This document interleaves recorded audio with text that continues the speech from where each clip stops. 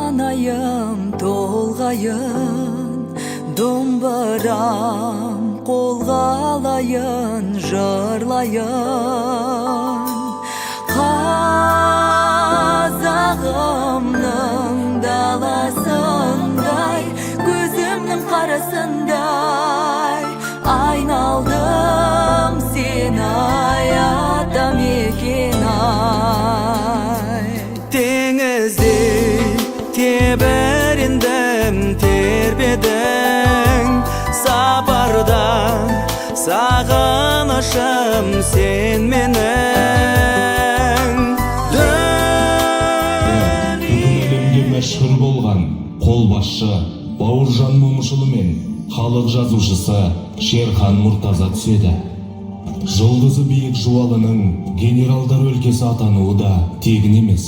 Шағын ғана ауданнан есімі елге танылған Тәттібай Дүйсебайұлы, Тілебалды Ыбыраев, Бақытжан Ертаев, Есен Демесінұлы, Сейітжан Қойбақов, Тиханбек Сатылғанов, Ғабит Төреұлы Миразов сияқты генералдардың шығуы елге абырой.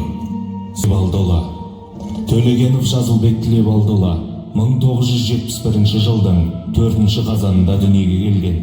Әкесі Төлегенов Тілебалды, анасы Бейсебаева Күлшира. Отбасында өзінен басқа 4 бауыры бар. 1990 жылдың мамыр айында әскер қатарына шақырылып, Германия мемлекетінде әскери борышын өтеп бастаған. 1991 жылдың 20-90 күні Жазылбек Тілебалдыұлы күзетте тұрған Тосқауыл бекетіне жасалған шабуыл кезіндегі алыс үстінде оқтан алған жарақат қаза тапты. Ол отаны үшін күресті, әскери борышын шыбын жаны шыққанша орындады. Бұл нағыз ерлік. Отаны үшін, жері үшін өмірін қиған жауынгер Төлегенов Жазылбек Тілебалдыұлының ерлігі өскелең ұрпаққа үлгі. Дан көшпес батыр рухына мың тағзым.